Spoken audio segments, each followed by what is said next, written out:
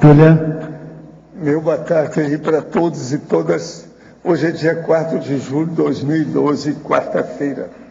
O verbete é de número 2346.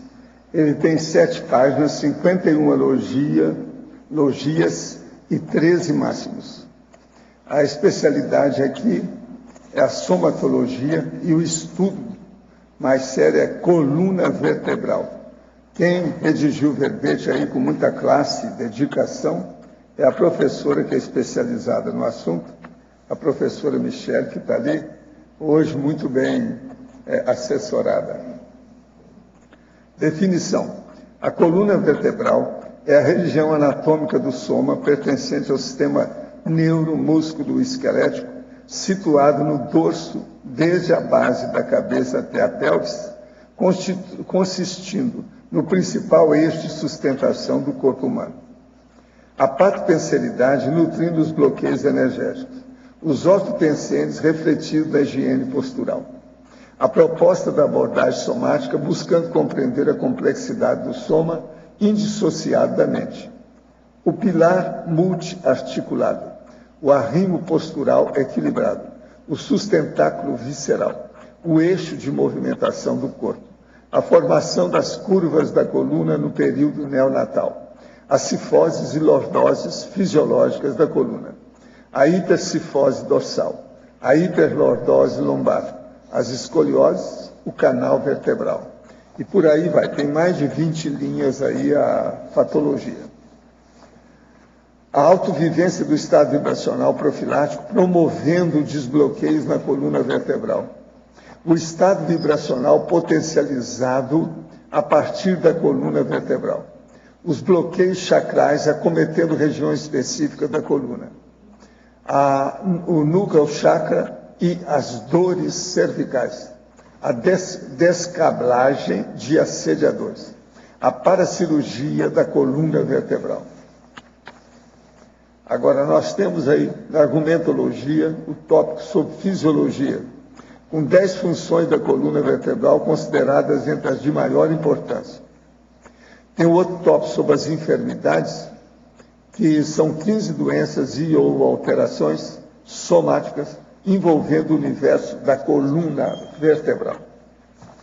Depois, nós ainda temos o tópico da terapeuticologia, que 7 principais utilizados, no caso aí, aquilo que a pessoa usa, os resultados para a recuperação, utilizado para a reabilitação da coluna, fundamentados no trinômio, habilidade, capacitação e independência.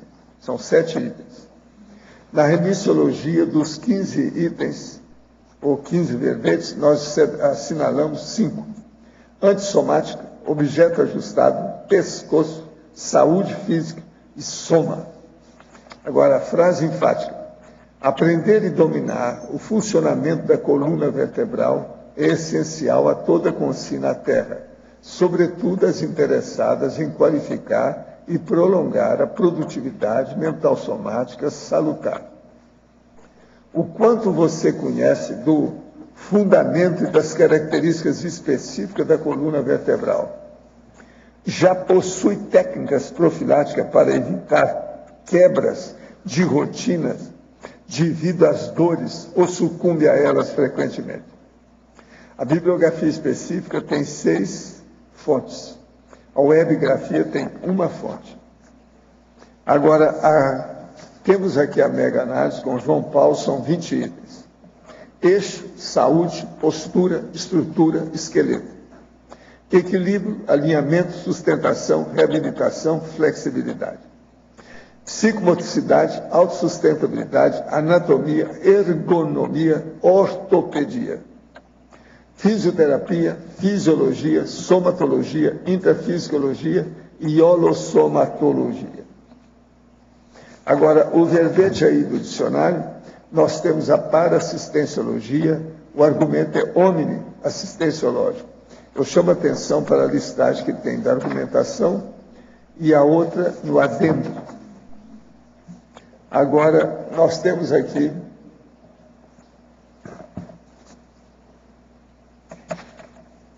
Questionologia.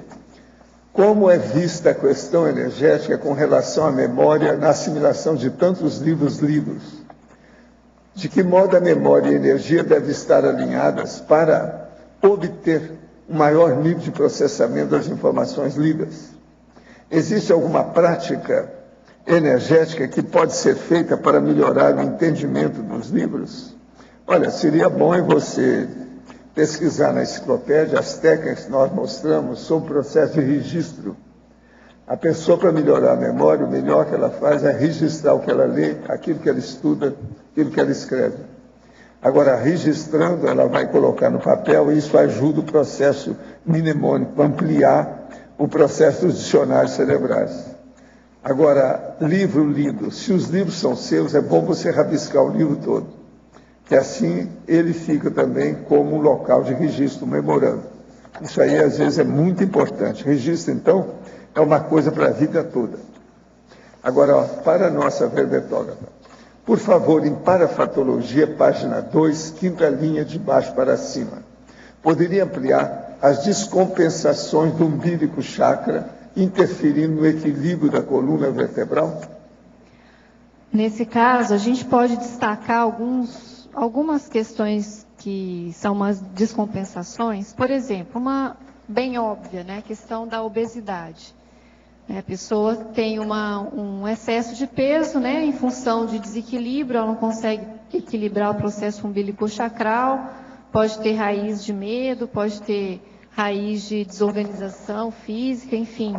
E aquilo, né, a obesidade, obviamente, vai acabar sobrecarregando, fazendo com que ela tenha um processo postural, muitas vezes descompensado, e vai atrapalhar também a questão da coluna.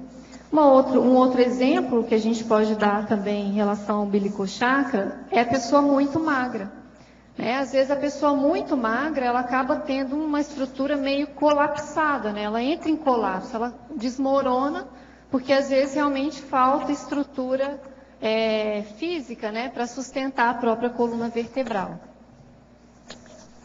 Em efeitologia, página 3, segunda e terceira linhas, poderia ampliar o efeito das dores na coluna, na quebra da rotina intelectual? Isso aqui talvez seja uma das tônicas mais sérias desse verbete, porque é muito frequente, na verdade, assim, a gente observa isso na prática clínica, né, do dia a dia. A pessoa está numa rotina intelectual muito intensa, trabalhando muito, escrevendo livro, às vezes escrevendo tese de doutorado, de mestrado, e a quantidade de horas que a pessoa precisa ficar sentada, associada ao descuido da postura, da coluna, acaba assim, incorrendo em dores, né? E isso interrompe essa rotina em função dessa falta, às vezes, de um equilíbrio de exercício físico, né? De ter conhecimentos básicos sobre como ficar, né? Como que a pessoa pode sentar melhor, como que ela pode melhorar a qualidade postural dela. E isso interfere às vezes tanto que a pessoa não consegue mais ficar meia hora sentada para escrever, né? Então impacta profundamente. Se a pessoa não tem esse cuidado, né? Aqui eu já aproveito para fazer um adendo, né? Aqui ao verbete, que foi justamente com a intenção de colocar assim, informações úteis para que todos nós que temos esse objetivo de escrever livro e de durar muito tempo, né, durante essa vida escrevendo e produzindo, que a gente possa ter esse cuidado, essa profilaxia e não ter esses impedimentos, essas rupturas na rotina. A verbetógrafa. Sabe-se que a coluna vertebral, por sustentar todo o peso do corpo, é um dos órgãos somáticos que envelhece antes. Desde que idade e como se deve fazer o check-up de rotina da coluna vertebral, que está na estrangeirismologia. Isso aí, o que eu tenho observado é que o quanto antes melhor, tá? Eu tenho a seguinte filosofia: a gente devia aprender na escola, né, naquelas aulas de educação física que a gente tem, aprender a sentar, aprender a andar, né? Então, eu acho que a gente devia ter, desde muito cedo, essas noções. Normalmente, a gente deixa para procurar alguma ajuda quando a gente tem dor e aí quando já impactou na vida da pessoa, né, na profissão, a pessoa já não está conseguindo trabalhar, às vezes está afastando o trabalho, aí que ela quer procurar ajuda. Mas se a gente procurasse desde cedo, e hoje em dia, em função dos hábitos das pessoas de ser muito sedentários, né, crianças inclusive, a gente vê cada vez mais cedo pessoas com problemas graves de coluna. Né, 16 anos, às vezes menos, pessoas travam, né, tem problema sério de coluna. Então, isso aí é quanto antes. Né? Se a pessoa nunca foi num fisioterapeuta, nunca foi num ortopedista para fazer um check-up, vale a pena. Na parafatologia, linha 4, poderia detalhar a descablagem de assediadores? Isso a gente observa bastante, principalmente no curso SCP-2, né, uma energização intensa que é feita na coluna do aluno, e a gente pode observar em alguns casos que ocorre essa desconexão das energias, assim, dificultando, né? Não é que a pessoa quiser, ela vai conectar de novo com esses assediadores, mas através do arco voltaico, da energização mais vigorosa que é feita, ocorrem essas descablagens, né? Uma modificação pensênica da pessoa também favorece isso. E a gente vê muito isso sendo feito através das energizações pela coluna, né? Por trás ali da pessoa. Na tecnologia, a autoparasemiologia, através da técnica da autopercepção energética da coluna vertebral. Isso é bem interessante, porque na verdade, a gente pode fazer a própria parasemiologia, né, o nosso autodiagnóstico, por várias manifestações nossas. Né? A coluna é uma delas. Então, quer dizer, a pessoa, às vezes, está com uma sensação estranha, ela não valoriza aquilo, e depois ela vai ver lá na frente que aquilo era importante para ela. Então, se você para perceber, ou tem uma noção do que é homeostase, você começa a ter parâmetros e identificar o que não é. Né? Então, essa autochecagem é importante ser feita diariamente. Né? Diariamente. Tanto você fazer a checagem energética, tem um outro local que eu coloco a checagem holossomática, né? A checagem holopensênica, né? Da questão emocional, a questão física, mental e fisiológica através da coluna vertebral. Efeitologia, página 3, primeira linha. Poderia explicar o efeito nocebo? O efeito nocebo, na verdade, o efeito placebo é você dar um remédio inócuo que você espera que faça bem, né? Produza um efeito positivo. O efeito nocebo é o contrário. Né? Você aplica alguma técnica, alguma terapia e espera que aquilo faça mal. E vai observar o resultado daquilo na própria pessoa. Então, no caso aqui da coluna, a gente pode, por exemplo, aplicar determinados exercícios numa terapia e ver o efeito, porque às vezes a gente espera que aquilo vai piorar, mas não piora. Então, significa o que para a gente? Que o problema da pessoa está estável, não vai piorar. Então, dali, você pode aplicar técnicas e tirar o medo da pessoa de que aquele movimento não vai fazer mal para ela. Né? Então, é bem interessante, isso ajuda, né, a descondicionar. Muita gente tem medo de fazer movimento, por incrível que pareça. Interaciologia, página 3, segunda linha. Poderia abordar as interações da psiconeuroimunologia na recuperação das dores da coluna? Tá. Isso é bem interessante, porque a gente sabe, hoje em dia, tem sido feitas muitas pesquisas a respeito das dores. Né? Então, a gente entende que a recuperação, o corpo tem um potencial de recuperação fantástico. Enquanto a gente, vamos dizer, tem energia circulando, né? Enquanto a gente está vivo nesse planeta, nessa vida, o organismo e as energias têm uma capacidade muito grande de recuperação. Só que a gente vê que tem fatores que às vezes atrapalham. Por exemplo, o ritmo de vida da pessoa, né? Às vezes ela está com um método de trabalho que não está ajudando ela. Ela não está organizada o suficiente para que o corpo dela tenha tempo de recuperação, né? Ela tem, às vezes, um processo de alimentação inadequado que vai interferir também na parte da imunologia. Acaba, muitas vezes, vamos dizer assim, um exemplo mais extremo, de que o não reparo tecidual vai gerar doenças mais graves, vai gerar, às vezes, a gente observa a questão da fibromialgia, por exemplo, né? Uma doença polêmica, que às vezes é feito o diagnóstico diferencial, se elimina todas para poder você levantar uma hipótese de fibromialgia. A gente vê muitos trabalhos falando que a alteração de sono, se você mantém aquela alteração de sono, você provoca sintomas de fibromialgia numa pessoa. Então, quer dizer, são vários fatores psicológicos, da imunidade, que vão interferir aí, né, biológicos, que vão interferir na recuperação das doenças. Em trinomiologia, página 3, segunda linha. Poderia comentar o trinômio: autodomínio somático, autodomínio energético, fluência parapsíquica? Sim. O autodomínio somático, para mim, ele está na base da pessoa ter o domínio das energias, né? Então, quer dizer, uma vez que você entende o funcionamento do seu corpo, né, a fisiologia, o que te faz mal, o que te faz bem, em termos de alimentos, né, atende a sua carga horária de sono, consegue equilibrar a própria questão sexual, a própria questão da vida, né, do trabalho, da sua vida diária. Você consegue também perceber melhor as energias e investir e aplicar melhor o potencial energético que você tem, que tem a característica do seu soma, né?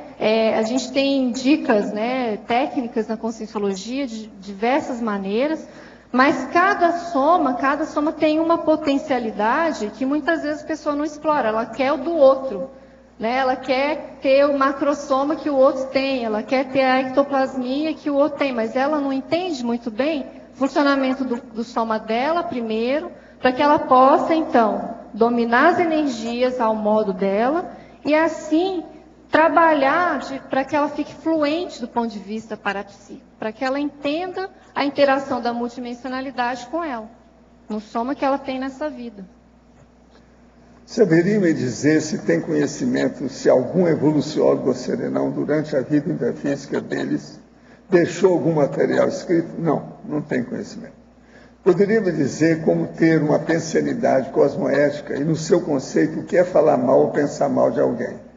Olha, o processo todo é atitude não assistencial. Se uma pessoa fala mal ou pensa mal de alguém, ela é uma atitude não assistencial. Agora, por exemplo, ela pode fazer observações de erros da pessoa e até mostrando os trafalhos dela, mas para ajudar. Isso é um processo assistencial. Então, o problema é a intenção e o modo de abordar as coisas. Tudo depende disso. Acompanhei em uma das tertúlias seus comentários referente à matéria do número de acidentes de moto em Londrina e sua experiência junto à onda em 1966. Concordo com tudo que foi falado, os resultados estão estampados em todos os jornais. Contudo, esses milhões de consciências em cima de uma moto nas ruas propiciam o sustento de inúmeras famílias. Como dizer a essas pessoas que a moto é um dos meios mais rápidos para se chegar a esta fisicalidade? Chegar a esta fisicalidade definitivamente com acidente. É bom mostrar, quebrando o pescoço, a cabeça, etc., rachando tudo. Isso aí está muito suave. Como poderiam aprimorar Tales nesse conceito, esclarecendo os riscos de uma motocicleta, mas principalmente como ajudar essas consciências a terem outras oportunidades de trabalho para o seu sustento? Afinal, são inúmeros trabalhadores que dependem da moto e muitos deles reconhecem os riscos que esse meio de transporte pode ocasionar à sua vida, mas não tem alternativa. Olha, já a pessoa sempre tem alternativa, isso é conversa fiada. Essas pessoas que dirigem motos são risco-maníacas, pré-suicidas. É isso que você tem que falar. E deixa essa suavidade, água com açúcar, de eufemismo que você está usando aqui. Isso não resolve nada. Tem que falar a realidade. Você é risco maníaco. Você é o para-choque do seu veículo. Você é um pré-suicida, você quer se matar. Agora, ele fala assim, mas eu tenho a família. Então você chega lá e fala assim, por causa disso não. Você me fala que eu vou lá falar com os seus familiares, que se a sua mulher fica viúva, se os seus filhos querem ser órfãos, fala isso tudo na cara. Risco-mania, acabou, é risco-mania, não tem gente de defender isso não. Isso aí não tem saída. Agora, ó, eu digo outra coisa mais séria ainda. A pessoa vai passar fome debaixo da ponte durante 6 meses. Aí ela conserta a vida para o resto da vida, não vai morrer mais cedo. Agora, há um monte de gente morrendo prematuramente. Essa hora assim, está morrendo uma opção de gente em cima da motoca. Como é que é? E o governo ajuda, as indústrias ajudam, a religião não fala nada, e a filosofia não diz nada disso, e por aí vai. Uma vergonheira. Agora, eu falo isso desde 1966. Alguns eu já resolvi, melhorei, estão vivendo até agora, estão vivos. Se tivesse na motoca, já tinha morrido há muito tempo. Mas outros não. Eu conheci vários que eu falei, eles morreram depois. Trabalhei um tempo na UTI, e na UTI, mais da metade das pessoas são acidentes de moto. Na UTI que eu já trabalhei. Na UTI, aqui, isso em Foz. Agora, veja bem São Paulo. São Paulo, os médicos já não sabem o que fazer. Estão todo mundo assim impactado com aquilo. Assim, começa a falar, fala na mídia, mete o pau. Eu falo isso desde 66. O que o pessoal não entende, eu já tive moto também, o pessoal não entende é que a moto foi feita para cair. Ela tem 2 rodas. Tudo, mas eu já expliquei. Ela foi feita para cair. Com 260 quilos, ela fica com peso de 2 quilos quando ela está em alta velocidade. Bateu numa pedrinha deste tamanho. Eu já vi dezenas de casos. E outra coisa, a maioria morreu. É porque o pessoal diz assim... Principalmente a Davidson. Falem, Davidson, que é o máximo. Aquela lá, bolas, é a maior carrasca que existe, a Harley Davidson. O cara diz assim, eu nunca caí. Eu falei, espera que então o cara fala assim, não, a minha moto é diferente das outras, ela tem mais proteção, ela é mais forte, ela é maior, ela se mata mais depressa, é isso que você quer dizer? Besteira isso tudo. Não adianta. Agora, ó, o nosso amigo aí está muito assim, água com açúcar. Olha, macho, vai usar testosterona, fala isso na cara, senão não adianta nada. Nós chamamos isso de impacto-terapia, senão não adianta nada. E olha lá, mesmo você falando isso, uma porção vai morrer porque eles não vão te atender. Porque são viciados na moto. Estão viciados com o vento na cara. Não tem jeito. Agora, gente, eu queria falar para vocês que eu estou aqui com um comparativo entre a mini tertúlia e a tertúlia do mês passado, mês de junho. Tem todo dia. Teve só um dia que não teve mini tertúlia, porque havia encontro voluntário do IPC. Então, a gente teve a mini tertúlia lá com eles. Agora, o que se passa? Há umas coisas interessantes. Juntando aqui os dias, existem 5 dias que teve mais gente na mini tertúlia do que na tertúlia. Chato, né? Para vocês. Então, o primeiro dia foi uma quinta-feira, 21 de junho. O segundo dia foi um domingo, 24. O terceiro dia foi uma quarta-feira, 27. E o último dia que teve mais gente foi na quinta-feira. Agora, as diferenças não são muito grandes. A que teve diferença maior de uma para outra foi o seguinte: no domingo 24 teve 139 na mini tertúlia e 103. Então a diferença foi de 36 pessoas, quer dizer, foi mais ou menos 1/3 do total da história. 139 para 103. Agora, o dia que teve mais gente foi o domingo 10 de junho, por causa dos cursos aqui. O total deu 332 pessoas nas 2 tertúlias. A segunda maior foi 287 pessoas nas 2 tertúlias. Isso aqui, então, com isso, a gente já tem uma noção como é o processo da mini tertúlia e da tertúlia titular, que a gente fala. Agora, ó, nós temos aqui o segundo simpósio de proexologia. Vai ser de 20 e 21 de outubro de 2012. Tem exatamente 16 professores. Ó, essa turma toda aqui é um verdadeiro elenco impressionante. São 16 pessoas ao todo. Entende? Tem aqui a programação com as coisas todas. Se alguém quiser ver da Apex, está aqui. Vale a pena. Agora, ó, é de outubro, a pessoa é bom começar a pensar nisso desde já. Agora, quero mostrar outra coisa para vocês, que eu estou aqui com, olha aqui, tudo arrumadinho para a primeira jornada aí da conscienciometodologia. Agora, ó, tem os dados todos aqui, inclusive uma caneta, que eu vou aparecer lá. Agora, vocês sabem que isso é depois de amanhã, né? Eu vou aparecer lá para discutir as coisas, mandar até um crachá para mim, e tem também aqui um pequeno local para você colocar os dados, inclusive com a folha em branco para anotar tudo aquilo que você não sabe, etc., ou aquilo que você sabe, não sei bem o que quer, depende do que quer, de modo que tem tudo aí. Agora, aqui está falando que me mandaram o crachá de convidado. Eu vou aparecer lá para brigar com a turma, seriamente, depois de amanhã. De modo que vocês já ficam sabendo o que é que se passa com isso tudo. Agora, nós temos aqui para verbetógrafo. No verbete, esse aqui é meu. Verbete do DAC, página 35. Para perfilologia, poderia ampliar o item 7, mega euforizadores. Sim, mega euforizadores são aqueles caras que fazem a euforização. Eu sou um deles. Esses é que são os caras. Eu não sei mais do que eu vou explicar disso.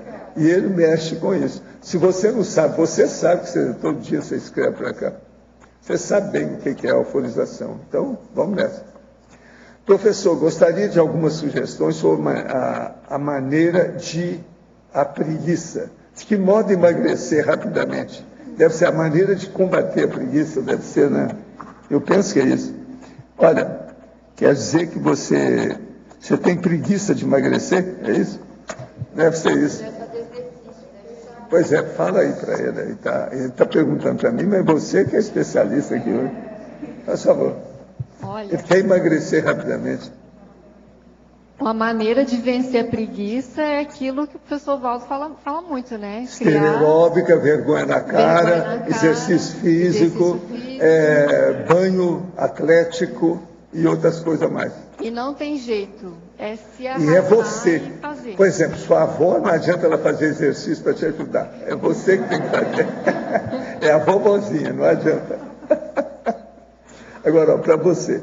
Laboratoriologia, página 2, segunda linha. O laboratório conscienciológico da sinalética, energética e parapsíquica. Sou Gerjúlio e gostaria que a verbetórica explicasse de que modo esse laboratório relaciona-se com a coluna vertebral e descrevesse rapidamente como funciona esse laboratório. Entende? Olha, é o da sinalética, energética e parapsíquica. Olha, a sinalética, energética, parapsíquica é o conjunto dos sinais parapsíquicos que você vai manifestar no seu soma e que significam algo para você em relação à interação sua com a multidimensionalidade. E através desses sinais, você, vamos dizer assim, você toma atitudes mais assertivas do ponto de vista parapsíquico. E qual a relação disso com a coluna? É que quando você começa a trabalhar mais o estado vibracional, começa a mobilizar as energias e desbloquear mais o seu holochakra, você fica mais atento a sinais, e a coluna é um dos eixos principais, né, vamos dizer assim, de conexão chakral. Então fica mais fácil de você perceber as sinaléticas, né, os sinais que podem ser assim de A a Z. Pode ser um arrepio, né, pode ser um arrepio na própria coluna, pode ser um zumbido no ouvido, enfim. Uma série de sinais que você vai estudar e vai identificar como sendo de amparador, de assediador ou de guia cego, assim, basicamente, né? Só para dar uma visão geral. Mas vale a pena olhar a enciclopédia, tem muita coisa sobre sinalética. Sim. Jorge Quinoa, na parafatologia, você poderia expandir um pouquinho as descompensações do umbilico chakra interferindo no equilíbrio da coluna vertebral? Sim, eu comentei isso logo no início, eu vou falar novamente. Eu citei aqui duas descompensações que eu acho assim as mais sérias e, né, vamos dizer assim, mais gritantes, que é a própria condição da obesidade e da questão da magreza extrema, né? E isso vai descompensar de que maneira? A obesidade vai gerar compensações na coluna que vão prejudicar, vão causar problemas, vão causar degenerações, podem aumentar essas degenerações. E a magreza também, né, a pessoa que é caquética, né, está desnutrida, ela vai também apresentar uma dificuldade de estruturar a postura, de manter a postura correta e pode ficar realmente, né, solta, né, a postura fica totalmente desleixada. Então, mas aí na questão do umbilical chakra em si. Mas isso tem... Isso que eu quero entender. Energeticamente, o que ocorre nesse caso? Isso tem, o que a base desse processo todo é a descompensação da pessoa do umbilical chakra, entende? Então, quer dizer, o processo de a alimentação dela está descompensado. Até comentei que pode estar relacionado a processos emocionais também, né? Principalmente o medo. O medo tem muito a ver com o umbilical chakra, né? Medos, ansiedades, nervosismo, a pessoa não absorve muito bem os alimentos, né, no caso da pessoa muito magra, ou às vezes em excesso, né, como é a questão da obesidade. Muitas vezes, se você for analisar, for fazer a pesquisa do traço, de por que a pessoa tem aquele soma daquele jeito, tem relação com as descompensações do umbilical chakra. Tá, e mais uma questão só. Você chegou nesse período todo teu de experiência, pegar algum caso que a pessoa tivesse uma relação com a vida passada na coluna dela, nessa vida? Alguma coisa que veio, como diz o professor Valdo, da paragenética e que interferiu diretamente na coluna dela? Olha, eu tenho algumas hipóteses, né? Eu não posso dizer para você que né? Porque realmente eu não tive uma retrocognição, mas já aconteceu o caso, sim, de começar a trabalhar com a pessoa, às vezes até você está trabalhando um alongamento mais profundo, aí a pessoa começa a ter memórias emocionais de aspectos que ela atribui a outra vida, né? Às vezes ela comenta assim, nossa, mas me veio um negócio estranho aqui agora, né? Uma memória que eu nunca tive, às vezes dessa vida mesmo, ou às vezes de outras vidas, né? Então pode acontecer sim, né? Pescoço, às vezes é comum, pessoal, quando a gente trata pescoço, a pessoa relatar, né, desconforto em determinados movimentos e às vezes associa isso a algum processo no pescoço, algum ferimento, enfim, né? Tem isso sim, já percebi isso. Agora, vício é uma coisa terrível, é o mau hábito. Quem tem razão é os portugueses do dicionário. Eu vou ler para vocês. O cachaceiro passa mais tempo sem beber água que o camelo. Essa é terrível. Essa eu não conhecia. É água que passarinho não bebe. É lá de Portugal. Chamada água que passarinho não bebe. Mas é água de passarinho, é cachaça. Está certo. Né? Terrível isso, né? Michele, eu tenho uma questão ali. Eu pratiquei muitos anos yoga. E será que tem relação certos asanas com a questão da coluna, que eu tive um problema sério, que eu tive inclusive fazer cirurgia. Você quer saber, os asanas são as posturas da yoga, né? As posturas de yoga, porque tem certas posturas que realmente, inicialmente eram muito difíceis. Depois, com o treino, consegui, meu corpo era um rolinho. Eu tinha uma flexibilidade muito grande. E simplesmente depois dos 48, depois da menopausa, é que intensificou a dor na coluna e de tal forma que surgiram hérnias de disco. Eu tive que fazer a cirurgia porque não havia mais outra alternativa. Eu tenho sempre em mente, quando alguém me pergunta a respeito de yoga, será que tem relação ou não tem? Mas relação que você quer dizer, relação tem, né? Porque o exercício que mexe na coluna vai movimentar a coluna. Né? Mas relação, você quer dizer, se tem, talvez tenha provocado? Que tenha provocado, que poderia ser uma das causas. Olha, eu particularmente, eu acho que não. Tá? Eu acho que não. Por que eu acho que não? Porque determinados movimentos que você faz, como exercícios de yoga, se você já tem algum problema, até que pode até aumentar, dependendo dos movimentos. Mas se você não tem problema, ele não vai te prejudicar. Por quê? Porque nosso corpo ele é feito para se movimentar. Sim. Né? Eu não conheço a fundo a yoga, mas eu conheço alguns movimentos e não tem nada contra. Particularmente não tem nada contra uma pessoa saudável. Agora tem que ver o quê? A vida da pessoa. Agora eu não vou pegar nem o seu caso, vou pegar de maneira geral. Né? como que é a vida dessa pessoa, quais são os hábitos de vida dela, como que ela fica na postura dela ao longo do dia. Isso, às vezes, vai somando e vai somando com o exercício da yoga, pode até aumentar, entende? Por exemplo, hérnia. Hérnia de disco é, assim, as coisas mais comuns hoje em dia, é das doenças que mais gera visitas aos ortopedistas, visitas aos consultórios médicos de maneira geral. Tem até uma estatística aqui no verbete que fala, né, que está em 5º lugar, né, as visitas dos consultórios médicos por dor, né, nas costas, dores de coluna. E a base, assim, dessas dores de coluna são hérnias de disco. As hérnias de disco, gente, elas começam com um desvio postural, com um descuido postural. Né? Então, a base desse problema, que daqui a pouco pode gerar até uma cirurgia lá na frente, começa com isso, entende? Então, tem que ver, assim, mais coisa, né? Não é só a yoga que vai provocar, entendeu? Tá certo. Você podia comentar em mitologia o primeiro e o último mito? O mito de todas as dores da coluna sempre serem causadas por patologia grave. Na verdade, assim, as dores na coluna, a maior parte delas são problemas mecânicos, posturais, que vão, com o tempo, gerando deslocamentos na coluna. Tá? Mas isso não é patologia grave, não é uma doença grave. Doença grave é o quê? É uma osteoartrite, né? Um problema de canal neural estreitado, né, um problema às vezes mais sério de tumor, enfim, problemas ou infecção, sabe, problemas reumáticos, isso é doença. Esses outros tipos de problemas são problemas adaptativos, a maior parte das dores, cerca de 80% delas, são problemas decorrentes de maus hábitos posturais.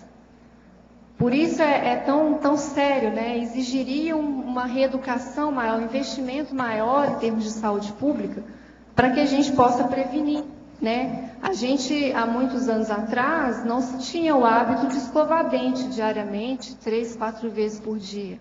Foi feita uma campanha grande, do ponto de vista de saúde pública, as pessoas começaram a ter esse hábito de escovar dente. Então, as pessoas precisam também, assim como elas escovam dente diariamente, cuidar da postura diariamente, né? Ter o hábito postural adequado, não só quando tem dor ou que chega perto do fisioterapeuta, né? Aí arruma a postura, né? Hoje a gente estava brincando aqui que hoje todo mundo ia sentar certo na tertúlia, né? Tá cheio de fisioterapeuta aqui. Mas não é, né? O certo, né? O processo assim, de cuidar mesmo da saúde, do ponto de vista de profilaxia, é o ideal, né? E o último também. O último, o mito do alinhamento perfeito da coluna vertebral. Eu tenho aí 7 anos aproximadamente de trabalho clínico, já atendi, sei lá, deve estar próximo de 500 pessoas, né? Eu nunca vi até hoje uma coluna perfeita. Não sei se minhas colegas já viram. Não existe. Não existe, né? Então, quer dizer, a gente busca, na verdade, a gente aprende a buscar isso na faculdade, né? A gente estuda para a gente fazer uma avaliação postural buscando achar uma simetria, mas isso não existe, né? O que existe é um equilíbrio dinâmico, né? Agora, a outra expressão que eles usam é o seguinte: uma pessoa adulta sempre tem doença, no mínimo da coluna. É assim que eles falam. Mas olha, jovem também, eu nunca vi pessoa que tem perfeita, a coluna toda alinhadinha. Agora, é normal ter um pouco de desvio. Lá na praia de Ipanema, que tem o povo mais avançadinho do Brasil, então a turma andava. Então eu falei assim, vamos ver hoje qual a média que tem de pessoa que anda certa. Às vezes você encontrava 3 durante o dia todo. A maioria anda errado. Um cara que é implicado com isso é o Wagner Alegrete. Ele via isso lá falando. Todo mundo andando errado. Eu tenho vontade de fazer, eu acho que eu vou fazer um verbete sobre marcha aí. Vale a pena, sobre a marcha humana, vale a pena, caminhada. Eu já falei isso em dezenas de cursos meus no Brasil e no exterior, mostrando como é que a pessoa anda. Os filmes americanos, a vergonha aquilo tudo. No curso para semiologia, né, a gente fez lá uma experiência de marcha, colocamos todo mundo para andar. Não, agora Foi eu muito... já imitava até a marcha anserina da mulher daquelas antigas que fazia o parto e abria os processos da conexão na pelve, então ela anda igual pato, a mulher. Que também é sério, tem muita gente que ainda anda igual pato e não teve nada de parto. É pata sem parto, entende? Isso aí é impressionante. Caminhada, marcha é uma coisa muito séria. Lá na Socila eu falava com eles, a primeira coisa que vocês têm que ensinar, a primeira lição é a moça andar direito, que é a top model. Ela tem que saber andar certinho. Eles geralmente colocam um pé na frente do outro. Então, isso aí é importantíssimo. Agora, o povo que ia lá era muita moça, lá na Ipanema, entende? A turma para casar. Como eu trabalhava com isso, eu tinha que falar tudo. Agora, uma das coisas que eu fazia era o seguinte, eu tratava da mulher, depois eu falava assim, agora anda aí no corredor. E a gente saía do consultório para lá. Anda daqui até lá e volta. Aí eu analisava a pessoa e falava assim, não adiantou nada eu te arrumar. Você agora vai ter que arrumar, ó, sabe, as esquadrias. Então mostrava tudo como é que era. Depois agora, fazia a pessoa sentar. Como é que você senta? Tudo. É interessante que a pessoa às vezes não sabe perceber o jeito que ela anda, né? Agora, ó, no interior, pelas minhas observações, quem tinha maior problema de coluna eram as moças. Principalmente aquela que já começava tudo. Então, na hora de almoçar e jantar, que a gente via a pessoa toda encolhida. E aquilo é um problema. Hoje tem uns aparelhos que se colocam, né? Para a pessoa ficar dura e tal. Isso às vezes ajuda. Agora aqui, a verbetógrafa. Em parafatologia, página 2, quarta linha de baixo para cima. Poderia relacionar o autodomínio energossomático com o autodomínio do soma, ajudando na interpretação dos parafenômenos? A questão do autodomínio energossomático é a pessoa entender o funcionamento das energias no corpo dela, né? Então ela precisa entender como que é fazer um dicionário pessoal das manifestações energéticas dela, do corpo dela, e assim ela pode também provocar esses fenômenos e ampliar a percepção dela dos fenômenos energéticos para que ela amplie a conexão dela com a multidimensionalidade. E o autodomínio do soma, ajudando na interpretação dos parafenômenos, é a base, né? A pessoa precisa entender primeiro o que ela sente, o que ela tem, as idiosincrasias do soma dela, para ela interpretar os parafenômenos. Isso vamos dizer assim, é uma das bases, né? Para ela conseguir interpretar de maneira mais assertiva e não fazer uma confusão, né? Que a gente às vezes acontece, a gente percebe isso em muitos cursos. A gente percebe a confusão que as pessoas fazem, né, com sintomas físicos e sintomas ou sinais parapsíquicos, né? Enfermidades, no número 12, página 5, a que se refere este desarranjo? É a desestrutura propriamente dita da coluna ou seria outra coisa? Por exemplo, algum efeito causado por falta de postura. O desarranjo intestinal poderia ser entendido também como efeito desta síndrome? Pode aprofundar esse assunto? Não, desarranjo intestinal não tem nada a ver com isso. Nós estamos falando aqui de mecânico, né? Da parte de... Mas é bom fazer a pergunta. Não, porque, né? O povo que tem, às vezes, processo de... Deve ser isso que ela está pensando. Que tem problema de apêndice, anda de um lado segurando assim. Às vezes tem. Na verdade, o nome desarranjo é uma síndrome, vou ler aqui só para a gente entender. Deformação mecânica causada por ruptura anatômica ou deslocamento interno do segmento do movimento, resultando em dor e limitação funcional. Tudo começa com um processo de postura errada, né? A pessoa faz uma postura, por exemplo, né? Fica muito assim. A gente observa muita gente que fica toda inclinada para frente e o pescoço deslocado para frente. Com o tempo, isso vai provocando deslocamento das estruturas moles que tem, principalmente do disco. Na verdade, a hérnia de disco, o nome correto dela é desarranjo. Por quê? Porque internamente o arranjo articular, ele se modifica em função de uma postura inadequada.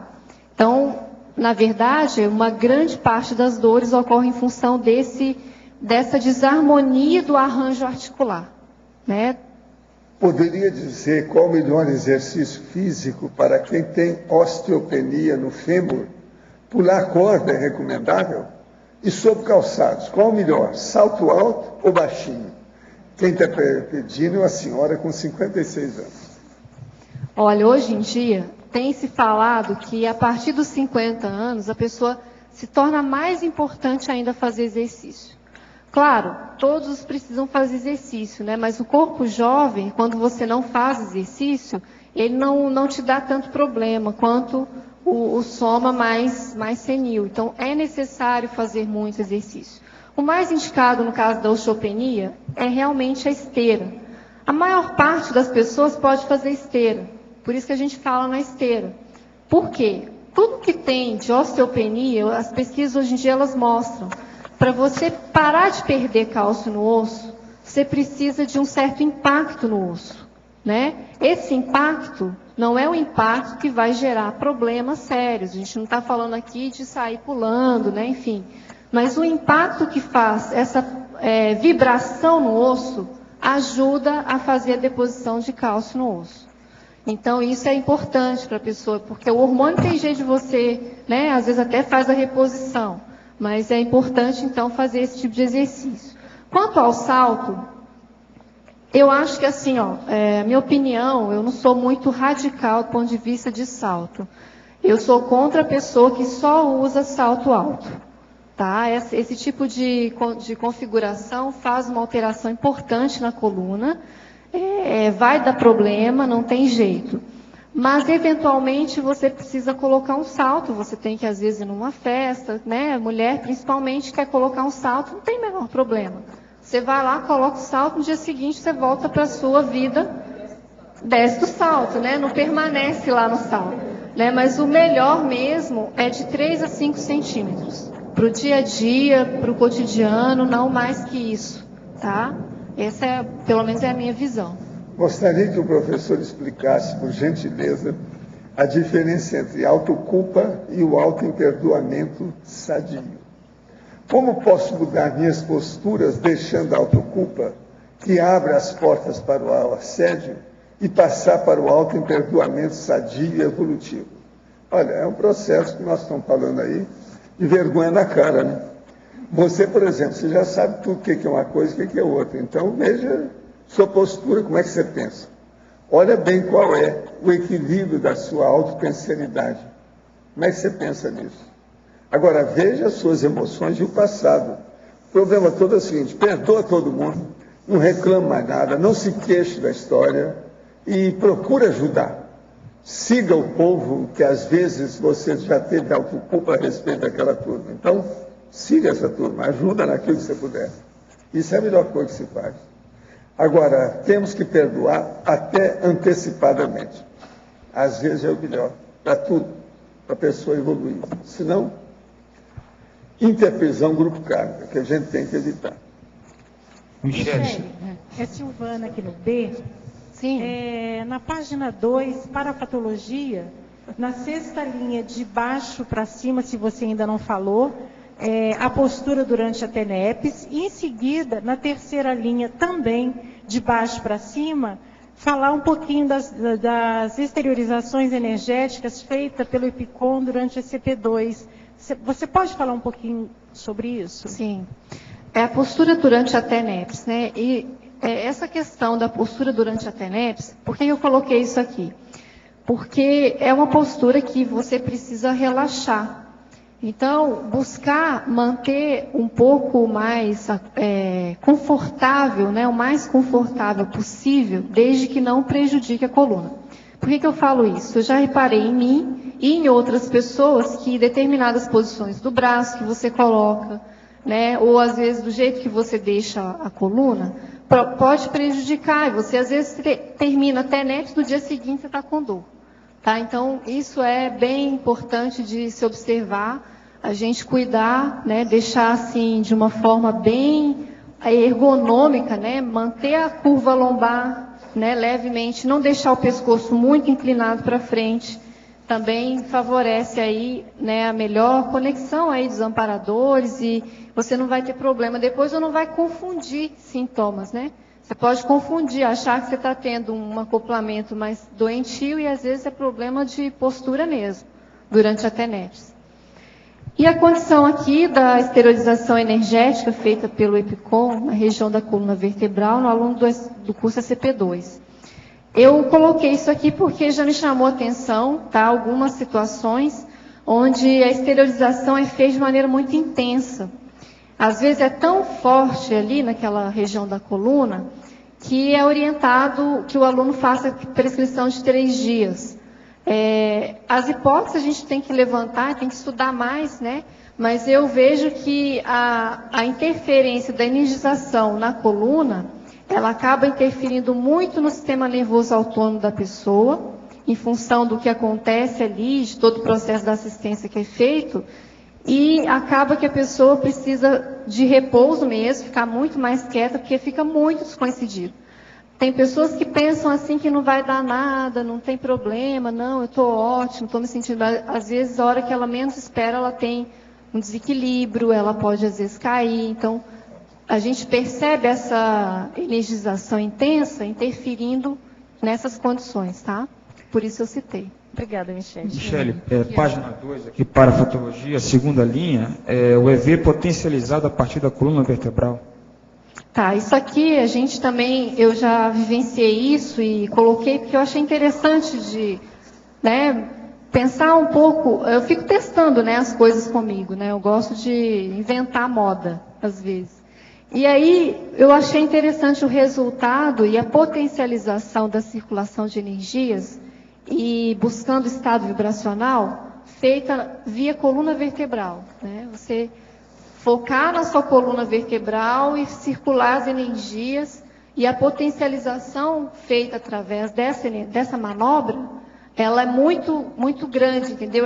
Praticamente eu vou fazer uma comparação com a técnica que é usada pelo esfenoide, né? É como se fosse um eixo energético que você mobiliza e que você aciona e daquilo dá uma expandida muito forte, tá? Seria isso. No B. Página 3, sindromologia, você fala da síndrome da dispersão consciencial. Daí eu queria saber qual a relação que você faz dessa síndrome com a coluna vertebral. Você já viu a pessoa inquieta? Tem gente que é assim, que é muito inquieto, né? Então eu fiz associação com isso, entendeu? Então quer dizer, a pessoa não para, né? Fica se mexendo, fica o tempo todo... E vale a pena até dar uma olhada na bibliografia, que eu coloquei de 700 experimentos, que tem relação com isso, tá? Parece que não tem, mas tem sim. Aqui no 700 experimentos, na página 217, dá uma olhada lá, que você vai ver o teste lá sobre a sua interação extrafísica. É bem interessante, porque as perguntas que são feitas nesse teste são perguntas muito interessantes, no sentido assim, você sabe sentar? Você sabe sentar e ficar parado? Você sabe sentar, ficar parado e atento às ocorrências energéticas? Então, por isso que eu coloquei, entendeu? A síndrome da dispersão, com essa questão da psicomotricidade muito, né, exacerbada, pessoa muito elétrica, tá? É nesse sentido. Michele, Oi. na página 3. Página 3, em polinomiologia, o último polinômio. O último polinômio, o polinômio pulso sanguíneo, pulsação energética, energosfera, holosfera. E também queria que você comentasse também a questão da tanatofobia. Tanatofobia. Tanatofobia, tá. A polinomiologia, né? O polinômio pulso sanguíneo, pulsação energética, energosfera, holosfera. Eu, às vezes, observo que determinadas condições onde tem uma estase sanguínea ou uma interrupção no fluxo sanguíneo, diminui, né, o processo energético. Então, muitas vezes, por exemplo, vamos pensar no exercício físico, né? Você consegue um aumento do fluxo energético, aumento da pulsação sanguínea, né? Que favorece também a pulsação energética, coloca a pessoa um pouco mais vibrante do ponto de vista das energias. Associado a isso, a energosfera da pessoa e a holosfera, ou seja, toda a pensenidade da pessoa. Então, isso, saber conciliar, né, essas coisas, essas questões aí de movimentação holossomática, partindo desde lá da circulação sanguínea, para você conseguir um desbloqueio e um aumento, né, da vibração ou do vigor, né, da própria holosfera. E o outro, a questão da tanatofobia. Eu coloquei aqui a tanatofobia, por quê? Por conta que, às vezes, tem pessoas que têm um certo receio, né? Tem o receio que lá no fundo tem um medo forte de se movimentar ou de fazer mudanças na própria vida em função dessa tanatofobia, né? Então, acaba acontecendo o quê? Uma comodidade ou uma estagnação, né, na vida da pessoa em função do medo de tomar uma atitude. Por quê? Porque às vezes tem uma dor muito aguda que atrapalha a pessoa, entende? Então foi nesse sentido que eu coloquei.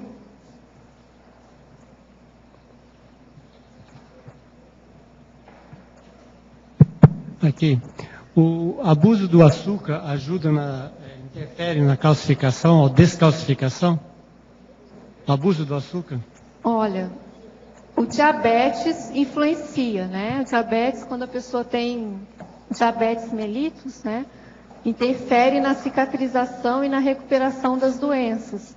Agora, em relação ao cálcio, nunca ouvi falar. Você ouviu falar alguma coisa? Nunca ouvi falar, não.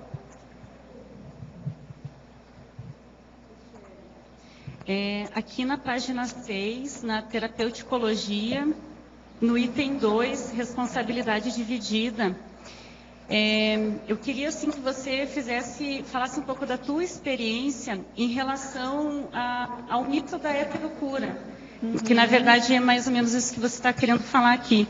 Porque na prática, eu vejo que as pessoas muitas vezes esperam uma cura milagrosa, quando na verdade elas querem que alguém faça por elas, né, uma terapêutica que tire todo o problema dela, sem que ela faça uma mudança de hábitos. Isso para mim é o mais difícil, né, assim, na prática. Como que você vê, o que você identifica? Atualmente, eu não vejo outra forma. Eu até assim sou muito franca ao conversar com os pacientes, com as pessoas que vão na clínica, que a responsabilidade minha é de fazer um diagnóstico mecânico, né, de orientar o que é necessário fazer para a recuperação daquela função, mas a responsabilidade por fazer aquilo é totalmente do paciente, totalmente. Né, eu vejo assim que a gente precisa da ajuda, né, do terapeuta, isso é importante, mas o terapeuta ele acaba sendo um mediador, né, ele acaba sendo um mediador entre a pessoa e ela mesma. Né, eu brinco que a gente conhece mais o soma, a gente tem mais variedade, a gente já conheceu, já viu tanto corpo, tanta coluna diferente, tanto funcionamento diferente. A hora que a pessoa chega, a gente já tem uma noção. Apresentou lá 3, 4 coisas, você já sabe o caminho a ser tomado. Mas fazer as coisas, se a pessoa não faz, não vai melhorar. Né? Às vezes tem pessoas que às vezes chegam no consultório, até ultimamente eu não tenho tido muitos casos como esse, mas antigamente tinha mais. Que chegavam e às vezes realmente queriam que você fosse lá, mas você não faz uma massagem aqui que vai aliviar? Eu falo assim, até sei fazer, mas não é isso que vai resolver o seu problema. Então a minha opção é de ajudar você a resolver o problema. Né? Então quer dizer, determinadas modalidades mais passivas, elas têm que ser vistas com muita calma, muito critério, muita atenção, porque a tendência é recidivar, é voltar a acontecer aquele problema. Então, se a pessoa não se reeduca, não há milagre, não vai resolver o problema. Sim, você trata o sintoma, né? Apenas, não reverte o quadro, né? Michele, página 2, Principiologia o princípio dos 4 P's, a prevenção, precaução, prudência e proteção, eu queria que você fizesse uma correlação disso com a 5ª linha, de baixo para cima, da fatologia, o sapato, a cadeira e o colchão, sendo os principais elementos fixadores de posturas. Tá certo. Então, aqui os 4 P's: prevenção, precaução, prudência, proteção. É bem interessante você saber, deixar assim, ficar muito claro para você o que faz mal. Às vezes, as pessoas, elas têm medo de coisas que não fazem mal para elas, entende? Mas por quê? Porque, às vezes, elas, por alguma eventualidade na vida, elas tiveram uma lesão em função de um movimento, mas não foi aquele movimento que gerou o problema. Às vezes, foi uma série de outras posturas, entendeu? Posturas erradas que foi culminar naquilo. Então, esse principiologia, né, esse princípio, é muito interessante quando associado ao discernimento, né? Então, você ter uma profilaxia em cima do que realmente faz mal. E assim, regra geral, o que faz mal? Sentar errado. Entende? Eu falo assim, sem sombra de dúvida, sem medo de errar. Sentar errado é uma das maiores causas de dor, de problemas sérios na coluna, de cirurgias na coluna, entende? Isso é bem importante de levar em consideração. E aí eu achei interessante você ter perguntado e associado aos apoios, né? Sapato, cadeira e colchão. São os principais suportes que a gente tem. Em geral, você vai encontrar cadeiras muito ruins. Você não pode depender delas para você sentar certo, entende? Então, independente da cadeira que você sentar, você vai ter que recrutar sua musculatura para sentar certo. Você tem que adquirir habilidade para isso, né? Com o tempo, a sua musculatura ela responde e você senta tranquilamente, certo? Em qualquer lugar, entendeu? Então, é essa escolha, né, do que você senta, do que você calça, do colchão, né, para você ter essa segurança e essas precauções aqui, profilaxia, muito interessante. Participei de terreiro de Umbanda durante 10 anos, aqui na minha cidade, na chamada Umbanda Branca. Faz também alguns anos que eu deixei. Tenho levado a efeito o exercício técnico do Estado Vibracional e não tenho conseguido sua instalação. Estou insistindo, conforme o senhor nos orienta. Será que esse fato o motivo dos bloqueios? Ultimamente não tenho conseguido fazer também projeções, mesmo esporádicas e involuntárias. O que tenho que fazer? Gostaria de saber também se há possibilidade para eu desenvolver a vidência na vigília física participando de algum laboratório aí no CAEX. Sim, o acoplamento foi feito para isso. Agora, o que o senhor poderia comentar? Olha, isso aí é o seguinte, se você já faz alguns anos que deixou, se examinar se o povo não está atrás de você. Agora, o problema todo é o seguinte, com o estado vibracional, você, quem manda no seu corpo é você, ninguém vai mandar. Você não pode deixar que venha consciência para influenciar sobre você. Agora, aqui nós temos vários cursos que ajudam o processo da evidência.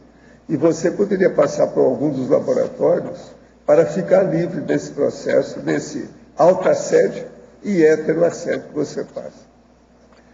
Por que os dentes do siso causam tantos problemas? Eu extraí os inferiores. Será preciso também tirar os superiores, mesmo sem eles estarem doentes? Olha, aí quem tem que ver é o odontólogo, o dentista. Ele tem que examinar e ver o que se passa. Se você extraiu, devia ser por motivo. Agora tem que ver se os superiores precisam. A gente extrai dente quando tem um motivo correto da fisiologia e da saúde da pessoa. São fatos evidentes tudo que o senhor falou sobre a questão das motos. Porém, qual é a grande questão que está por trás da risco-mania da sociedade humana atual? Nós somos uma espécie que se mantém constantemente num processo parapsicopatológico há vários milênios. Como exemplo, muitos desenvolvimentos da medicina surgiram no horror da guerra e suas invenções. Nesse amplo sentido, que falta a coluna vertebral evolucionária humana. Podemos ter controle sobre isso? Ou estamos à mercê de programas evolucionários maiores? Não, vamos entender uma coisa. Por exemplo, sempre se permitiu, e eles achavam até bonito, as mulheres até faziam pose com o processo de fumar. Hoje isso está caindo de moda, o povo já está combatendo, já não se pode fumar em qualquer lugar. Então isso vai ter que acontecer com a moto, com a asa delta, entende? E uma série de bobagens que o povo faz aí. Isso faz parte do serviço, mas é com o tempo, pouco a pouco. Por exemplo, agora, de vez em quando eles querem entrar e regredir. Então, eles estão combatendo o cigarro e tem gente favorável à maconha. Quer dizer, vão sair do espeto, cair na brasa ou no incêndio. Vai piorar mais a situação. Entende? Então, isso nós temos que ver. Por exemplo, esse caso dessas lâmpadas. Agora estão querendo julgar a LED no lugar. A LED não faz mal. Mas essas aí são perigosíssimas e dão câncer. Eu tive um câncer por causa disso. Então, isso tudo é fase. A turma acaba caindo em si com o tempo. Estou estudando o conscienciograma e na página 21 o senhor destaca que a própria história humana ainda ignora as leis matemáticas que regem os encadeamentos dos fatos.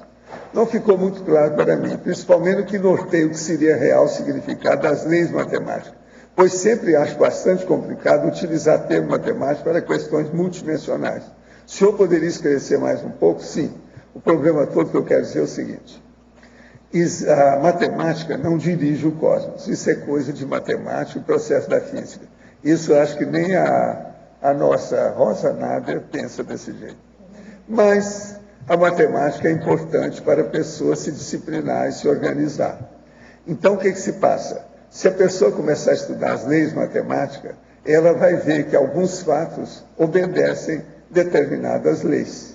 É o que eu estou falando aí a respeito do cigarro. Veja bem há quanto tempo que o povo fuma. Agora, nesse século, o povo está começando a combater isso. Então, há um problema matemático que fez a média do povo chegar a essa conclusão. Agora, veja, o que é que não se teve que combater em matéria de indústria? A indústria do fumo, do tabagismo, a tabacaria, esse negócio todo, o povo que vive disso.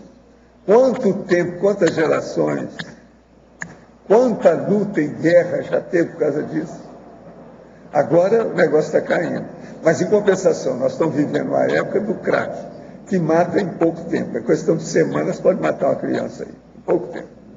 Então, essas leis matemáticas nós temos que estudar. Por exemplo, a matemática aplicada na cronêmica, na cronologia, uma coisa séria.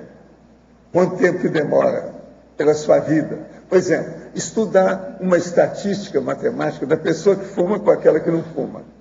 Quanto tempo a outra conseguiu sobreviver? E por quê? Então, sobre esse aspecto, é importante o encadeamento dos fatos. Agora, nós temos que lembrar o seguinte: essas leis matemáticas não dirigem realmente o processo multidimensional. Mas, veja, nem o calendário gregoriano que dirige a nossa vida, as consciências avançadas não seguem o calendário gregoriano. Elas obedecem, vê a questão do calendário gregoriano como diz respeito à nossa vida, mas não tem nada a ver com isso. Então, o problema todo da matemática tem que ver onde se aplica, de que modo se aplica, o nível que se aplica, a qualidade da equação matemática que está sendo empreendida. Mas agora, também não é uma coisa de julgar fora. Senão nós vamos julgar fora a aritmética, vamos julgar fora a divisão, a multiplicação, a soma, a subtração. Como é que fica? Isso tudo tem que ser visto. Você não acha? Essa semana, você fala em matemática, né? Essa semana eu estava vendo um artigo que fala que a pessoa que anda 15 minutos todo dia, ela tem mais 5 anos de vida no final. Pois é. Aumenta, em termos assim, probabilidade de 5 anos a mais de vida. Exercício diário, 15 minutos. Não, e agora, tudo que você faz, você está ajudando muita gente. E o que você faz aí com a sua especialidade ajuda demais. Olha só de eu falar aqui, que eu resolvi falar porque o enumerador falou para eu dizer, o negócio da técnica do agachamento. Isso criou um rebuliço. Um monte de gente tem perguntado, escreve para mim. Teve gente que falou para mim no consultório. Ah, foi? Foi. Então, tá vendo? Foi. Agora Agora veja, como é que o povo ignora isso? Como é que a mídia não entra nessas coisas? Agora, precisa escrever sobre isso. Valdo, e a quantidade de dinheiro gasto em função de não se falar disso, entende? Pois é. Agora, o que eu vejo é o seguinte, a gente tem que falar muito a respeito dos joelhos. Hoje já tem, aqui em Foz mesmo, tem uma clínica só de joelhos, você sabe. Tem. Agora, o joelho é uma coisa muito séria, principalmente uma pessoa que começa a entrar na terceira idade, quarta idade. Então, o problema é a desidratação dos membros inferiores das pernas. E isso aí atinge o processo, entende, dos joelhos, muito seriamente. Agora, essa técnica do agachamento, toda pessoa que entrasse aqui, às vezes me dá vontade de fazer umas coisas dessas. Então, vai ter um lugar ali que a pessoa que entrar tem que agachar de qualquer maneira. E lá, a hora que ela agachar, ela ia ler. Use a técnica do agachamento. Se você estralou, entende? Se fez barulho, é estralar, que o povo chamava, né? Que é o barulho do, entende? Estralo. Então, se você estralou, você precisa fazer a técnica do agachamento. Agora, fazer todo mundo agachar para ver o que deu. Eu garanto para vocês que o número da turma que vai estalar na hora que descer vai ser de mais de 20% do povo. Isso é batata. Pois é. Agora, tinha que ter uma pessoa observando como é que era, para ver o estalo, o que deu. Agora, antigamente eles chamavam, não era estalo, era estralo, estralar, estralou, entende? Agora, gente, isso é um fato. A pessoa fora de forma, ela estala. Agora, quando estala, é muito chato, porque isso mostra que a sinóvia está mais seca, não está faltando água, a pessoa está desidratada. Então, o caminho dela é a UTI, entende? Michele, agora, isso é terrível. Michele, agora, aqui no ar. Tem que explicar essa realidade. Eu queria pegar agora, até o ideal seria ela passar e ali, de qualquer maneira, era obrigada a agachar. Aí já ia ajudar. Não, Valdo, podia fazer assim, ó, dobra para frente, dobra para trás e agacha. É o teste. Não, é o melhor. Agora, tem gente que chegou para mim e falou assim, vem cá, você fala para o povo usar aí e segurar na pia, mas às vezes a pia é fraca, não aguenta a pessoa. Fala assim, ela vai saber que pia que ela arranjou. Então, antes de consertar as pernas, ela conserta a pia. Pois é, de mesmo. Tem que ver. Agora, tem que segurar para ela não cair. Entendeu? É diferente. Michele, aqui no ar, pegando o gancho do professor Valdo aqui na maniologia, eu tenho duas questões. Essa aqui, a mania errada de estralar a coluna, eu queria primeiro fazer uma entrada no assunto, que alguns profissionais, tipo shiatsu, fazem isso para relaxar a coluna. E eu queria até entender, realmente é errado. Os profissionais, aliás, nós, os profissionais ou só nós que fazemos da maneira errada? Olha, existem técnicas que utilizam, né, eles chamam de thrust na coluna, das articulações. É o seguinte, aqui não é a mesma coisa dessa questão da técnica, tá? Embora que é forçação de barra. Você vai lá e vai dar uma estralada na pessoa, tem muitos casos que a pessoa piora com essa técnica. Então, assim, tem que haver uma progressão de força. Você não pode chegar numa articulação, no seco, e ir lá e creque, né? Fazer uma Michele, forçação de barra. No Brasil, o povo já te abordou muito sobre a quiroprática? Já. Já. E como é que você sai com essa? Pois é, isso que eu estou falando. Eu acho que, assim, ó, é uma forçação, entendeu? O negócio força demais. Algumas coisas americanas eu vi errado. E falei para eles que eles quiseram que eu examinasse. Isso aconteceu em New York. Eu já recebi gente com sequela de problemas depois de fazer esse tipo de manobra, entendeu? Então, Porque você não sabe o que tem por trás da pele da pessoa. Você não sabe o que tem lá no osso. Né? Então tem que ter muita cautela. Agora, gente, uma das coisas mais sérias que eu acho é o problema da pessoa falar a verdade. Nessa questão de saúde, eu acho isso tão sério e é dificílimo. Você veja bem, você que é o George Washington, com a situação toda, existe um negócio no português que é bom a gente pensar para ver até que ponto que vai, que a pessoa tem que relevar e ela não falar a verdade. Então, aqui eles dizem o seguinte, o filho da prostituta tira a mãe da culpa.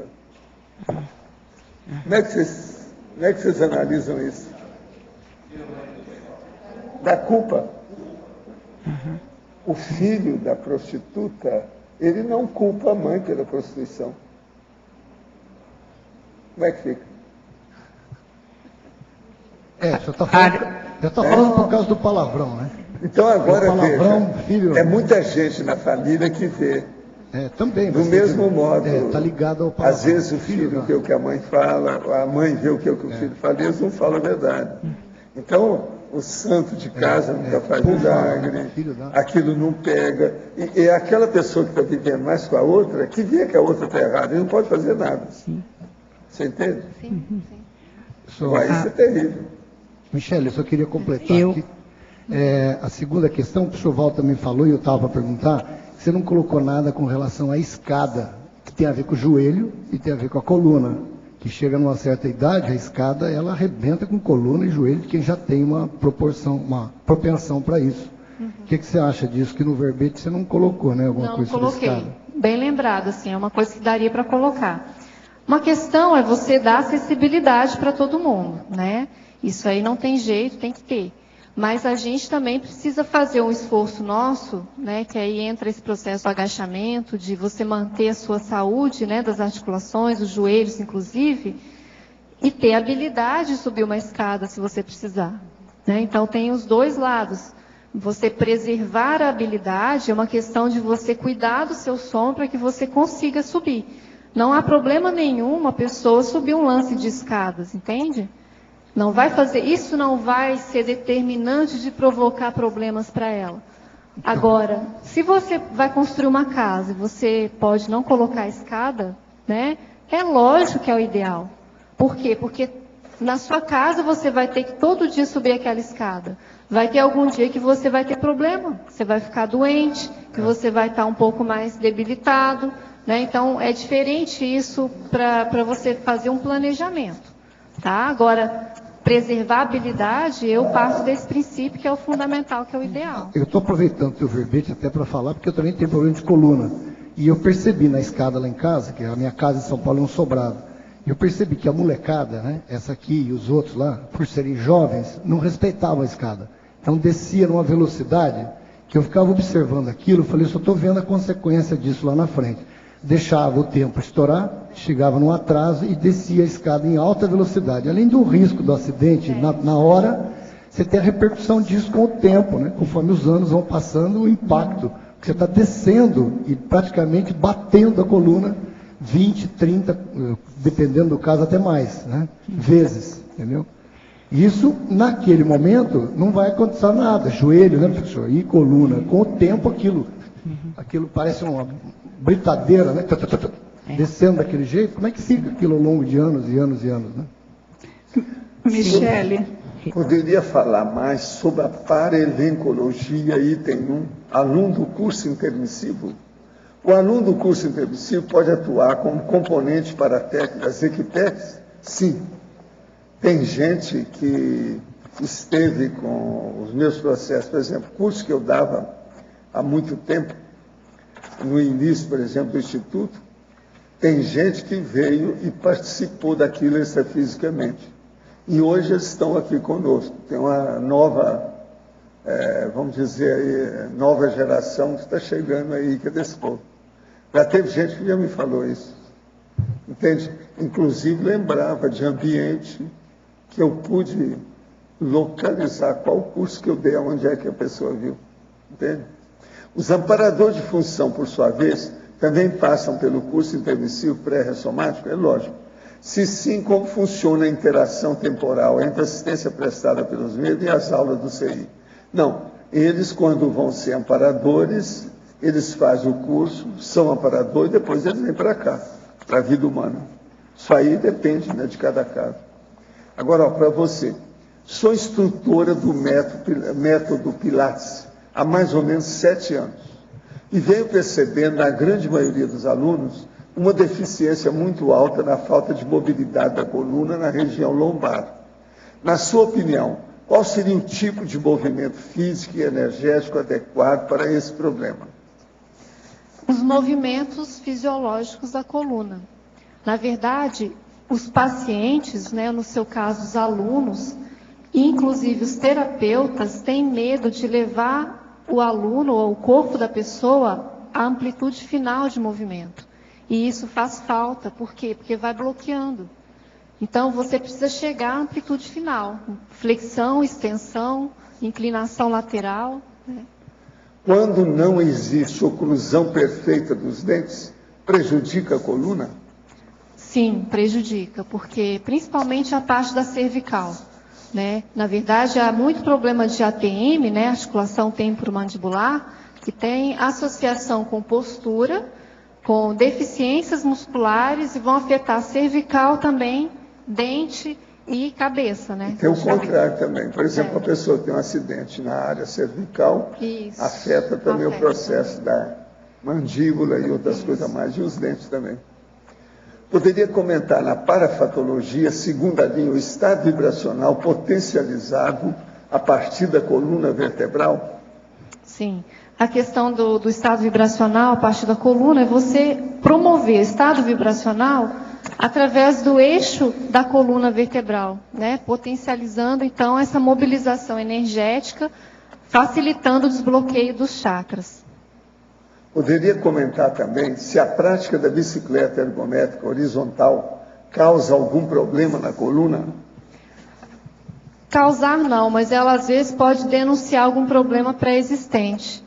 Né? Tem que prestar atenção. Ela faz o diagnóstico. Faz um diagnóstico, exatamente. Poderia expandir em detalhe em página 2, tecnologia, a técnica da postura correta aplicada diariamente. Qual a melhor postura? A técnica da auto-checagem diária da coluna. Como fazer essa auto-checagem? Boa pergunta. Estava doida para falar tudo. Disso. Ela já perguntou várias vezes aqui. Pois é, gente. O mais interessante assim, que eu acho é a gente pensar que a coluna ela tem curvas. Então, manter a postura correta, basicamente, se você sentar em cima dos glúteos, que é na região que foi feita para sentar, né? Tem gente que senta na coluna, tem gente que senta, né, lá atrás, em cima do sacro, não é isso que foi feito para sentar. Então, a gente senta em cima dos glúteos. Mantenha uma certa lordose lombar, né? Mantenha a lordose lombar, precisa ter curva, gente. A coluna lombar, tem muita gente que ensina em ficar encaixando a coluna. Não é assim. A anatomia da coluna tem curvas.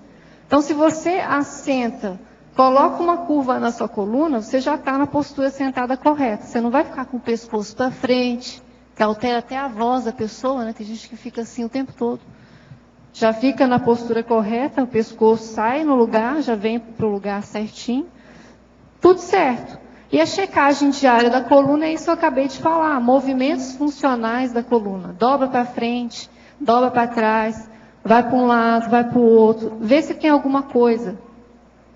Quem tinha razão era o meu avô com a técnica do deita, elegância. Ele falava, tinha um nome que eles usavam, parece que é deita, elegância, Germano. Ele ficava lá na coluna e saía teso. É isso aí. Ele estava certo. O ideal é dormir em decúbito dorsal ou lateral. Já li que para a coluna vertebral, o decúbito lateral predisporia a um maior alinhamento. Poderia comentar? Olha, postura de dormir é a coisa mais difícil que tem de modificar. Na verdade, a pessoa em decúbito dorsal, ela pode dormir de decúbito dorsal, não vai fazer mal para a coluna. Decúbito lateral também é uma boa postura, né? Desde que mantenha, não mantenha um travesseiro muito alto, porque senão se fica com o pescoço muito alterado, né? Muito flexionado ao dormir, né? Principalmente de decúbito dorsal. E buscar sempre observar, eu parto do pressuposto assim, observa como você acorda. Se acorda bem ou acorda com dor? Aí sim, em cima desse modo de você acordar, a gente tem que ver se está sendo bom ou ruim.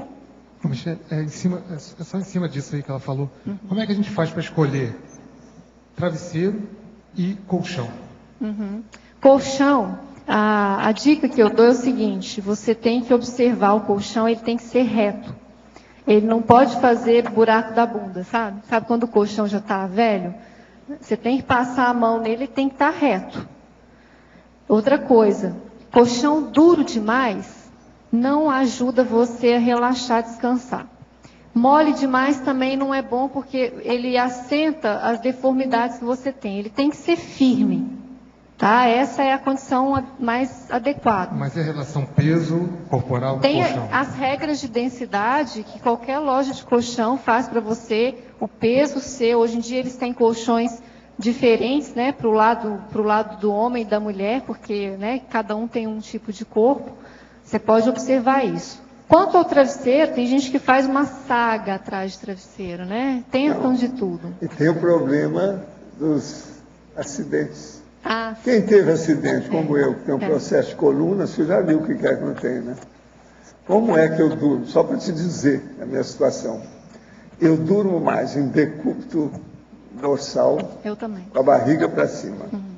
E só viro para o meu lado direito. Por quê? Porque eu tive acidente do lado esquerdo.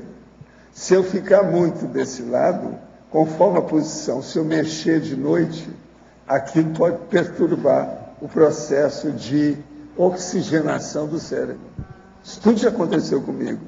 Então aí eu teria que levantar na memória e colocar um colar cervical para o negócio esticar para ficar melhor. Outra coisa, como eu tive um acidente aqui, a hora que eu deixei de usar, lembra que eu te falei sobre o caso? A hora que eu deixei de dormir muito do lado esquerdo, melhorou o processo do ombro. Agora veja, o meu colchão, com o problema de travesseiro, tem 15 centímetros mais alto. Tem que ser. Devido ao problema, não só da coluna, mas por causa do meu estômago.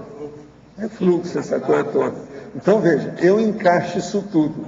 Agora, com isso, eu uso a minha técnica do sarcófago. Eu fico lá deitado e entro no sarcófago.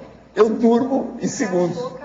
A Graça é até implicada comigo, porque eu me despeço dela, dou qualquer coisa, segundos depois eu já não estou mais. Ela chega e vê que eu não estou.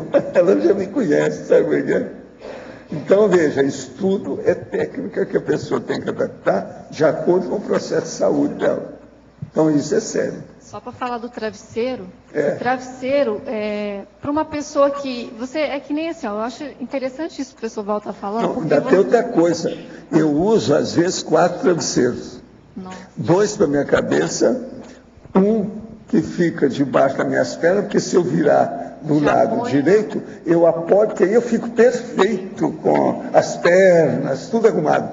Ainda tem um outro, que eu fico como se fosse uma criança que tivesse com, entende?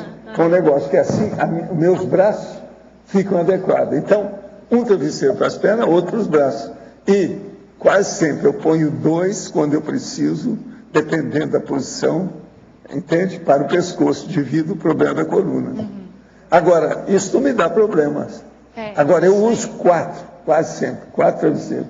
Você está entendendo? Mas esse é um caso, o meu caso, eu acho que é um caso grave, que eu estou sobrevivendo a essas coisas. Já tem 40 anos que eu sou assim. Normalmente, travesseiro alto dá muito problema para a pessoa. Pois é. Mas isso aí, você tem que ver o caso pessoal, entendeu? Você não pode, se eu falar para você, você tem que pôr um travesseiro de 10 centímetros, mais e é um não perigo, pode. se exagerar, a pessoa vai ter tonteira e o mundo vai rodar com ela. Aí é perigoso, porque é o problema do foramen. Isso. É o problema da coluna que está entrando para a cabeça. Exatamente. Aquilo ali é um perigo. Torcicolo. É a hora que precisa de usar até colar cervical.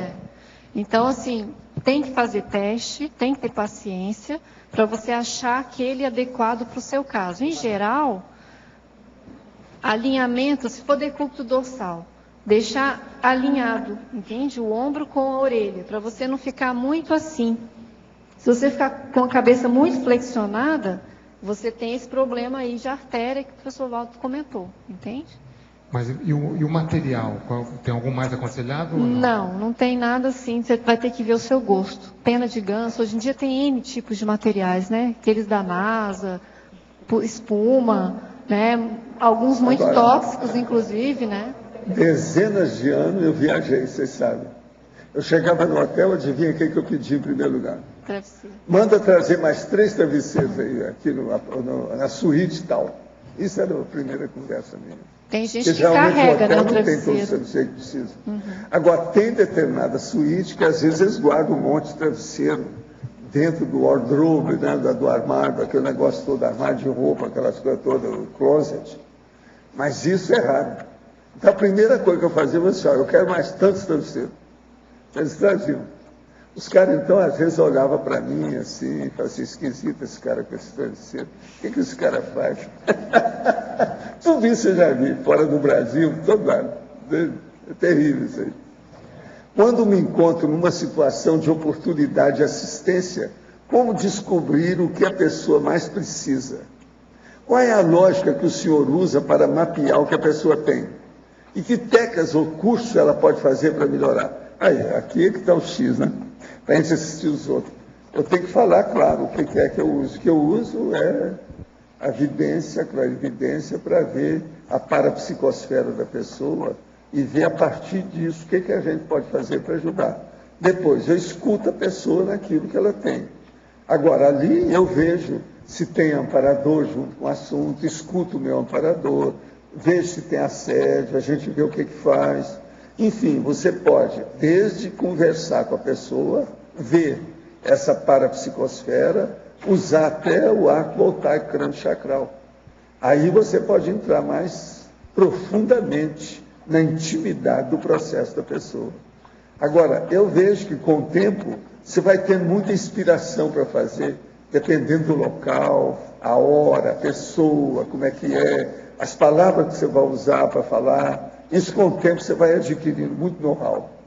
É o problema de veterano, de experiência, de vivência. Insista com o assunto que os amparadores ajudam a você a se desenvolver. Michele, isso é um fato. Michele. Gilderley Colares aqui no ar. Você lá em Acabativa, você coloca no item 5, boca, e já partindo lá para bibliografia, o quinto item também, após espirros, mulher desloca vértebras. Você faz mais alguma relação da boca com a coluna vertebral, além desse do espirro? Não, na verdade aqui o verbete boca foi um verbete que eu usei muito pelo próprio formato, né? A gente fez um verbete semelhante, a Mabel e eu, no sentido de trabalhar alguma coisa ligada ao soma. Não foi mais nesse sentido. Agora, esse que você estava falando, até não tinha pensado nessa correlação que você comentou. Achei bem interessante. Mas isso aqui me chamou a atenção, que eu estava lendo o jornal lá de Minas, chamou O Tempo, e aí eu vou ler rapidinho para você ver, isso me chamou a atenção. Uma mulher australiana de 28 anos se recupera de uma cirurgia delicada no pescoço, que ela teve que fazer depois que um espirro deslocou 2 de suas vértebras. Então, quer dizer, o espirro deslocou a vértebra da mulher. 28 anos, nova, não tinha nenhum, né, um caso assim mais sério de fraqueza, enfim. Ela espirrou, espirro forte, deslocou a vértebra dela. Imagina. Agora, professor Valdo, no DAC, o tema é parassistenciologia. Aí no verso ali, o senhor conclui com cosmovisiologia. Conclui-se que a clarividência é capaz de identificar determinada consciência isolada ainda é para fenômeno simples. E essa conclusão ela não fica um pouco aberta porque ela não trata de parassistenciologia? Você quer saber aqui a conclusão que você quer falar? Isso, a conclusão, porque eu não consegui associar ela ao tema. Em face das ponderações, conclui-se que a clarividência é capaz de identificar determinada consciência isolada ainda é para fenômeno simples. Você viu apenas uma consciência isolada. E vulgar, se abordarmos a parafenomenologia em nível cosmovisiológico. Por quê? A situação extrafísica é muito mais complexa do que a vida humana. Agora, para nós aqui, a complexidade é imensa, porque a gente está trabalhando a partir do corpo humano, que faz um restringimento da nossa consciência. Ok, mas não ficou aberta a relação aqui com a parassistenciologia? Sim. Isso. A parassistenciologia só tem quanto mais você desenvolver, melhor. Tanto para você, quanto para o assistido e até para o seu amparador. Todo mundo vai melhorar. Então você tem que desenvolver os fenômenos para assistir melhor as pessoas e as conscientes, todo mundo. Quanto mais você desenvolver o parapsiquismo, melhor para todo mundo. Ponha isso na cabeça. Ok. Esse aqui é o caminho, entende? Agora aqui, estou com uma pequena protuberância na parte cervical devido à má postura. O ato de sentar corretamente influencia positivamente no ajuste dessa parte da coluna? Poderia comentar? Muito, muito. Na verdade, os nomes são lindos, né? Culote cervical, corcova, cupim. Todos esses são os nomes que eles dão para essa cacunda, né? O que ele está falando ali. E, na verdade, isso é decorrente de uma estagnação ou de uma inabilidade que a pessoa tem de sentar certo. Isso foi provocado ao longo do tempo. Né? Dependendo da idade, dá para se trabalhar isso e recuperar uma parte. Né? Então, principalmente... o que é isso, né? Com calma, tem que ir Valdo, fazer exame. Isso é muito comum. Tem que examinar o primeiro. Dá a geografia, examinar isso tudo aí, ver os seus aparelhos. Ô, Michele. Mas ela falou que tem essa protuberância, né? Isso é muito comum de encontrar em função de postura mesmo, da pessoa ficar assim. O que acaba acontecendo? Acaba que os músculos dessa parte aqui, eles têm que segurar o pescoço, porque o pescoço não está em cima, não está no lugar certo, né? Então, desenvolve uma quantidade maior de músculos, a pessoa vai deformando essa região, realmente vai ficando. Mas realmente tem vários fatores, por exemplo, a genética, né? Às vezes observar a própria família. Tem o processo hormonal também, né? O processo hormonal não influencia nisso? Nunca vi falar de hormônios. Ouvi falar. Nunca não vi sei falar. Aí o Valdo, os médicos. O processo hormonal também não implica na psicose? Não, o processo hormonal aí é quando falta o problema, vamos dizer, metabólico, principalmente na moça que está em desenvolvimento, aquela que cresce 1 centímetro por mês durante um ano.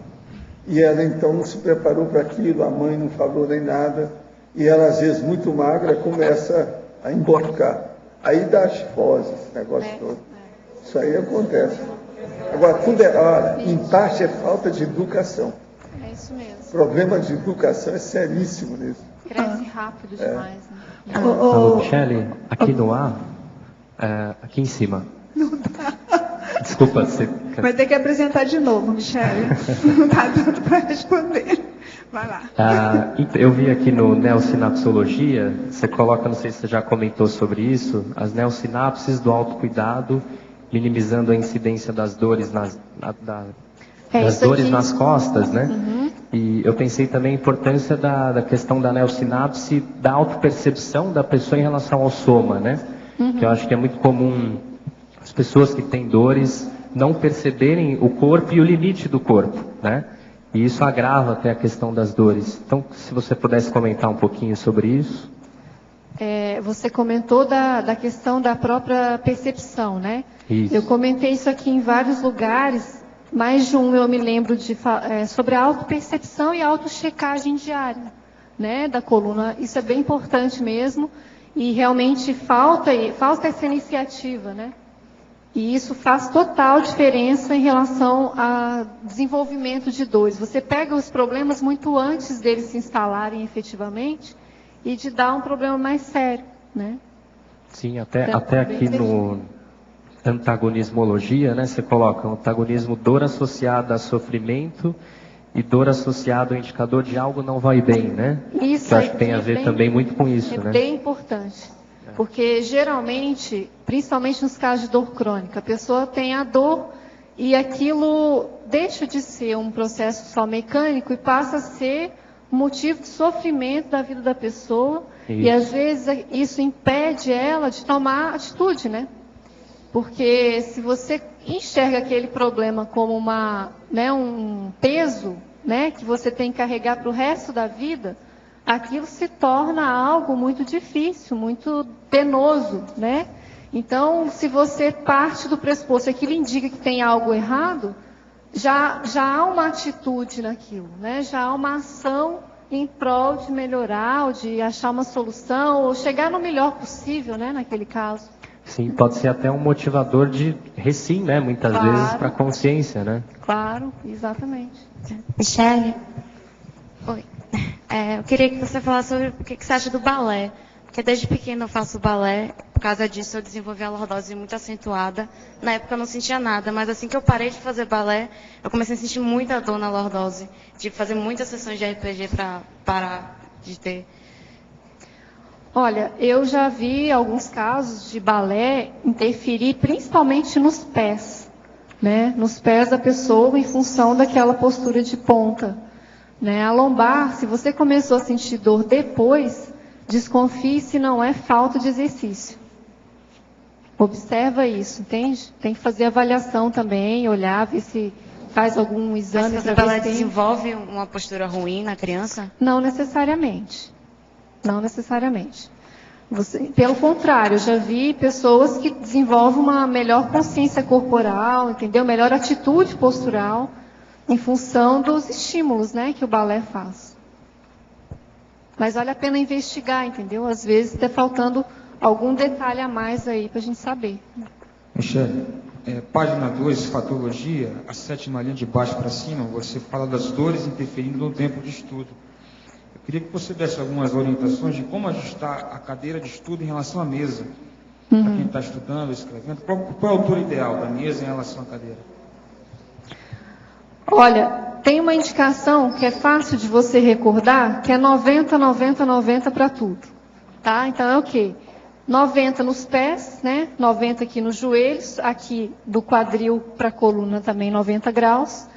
No braço também 90 graus, tá? Se não tiver como você ficar 90 graus, você pode ficar até afastar um pouco, né, o cotovelo assim do braço. Já dá para você organizar. Agora, o importante é que esteja tudo à mão. Se você tiver que esticar muito o braço, se você tiver que forçar muito, a tendência é o quê? Você ir para frente. Entendeu?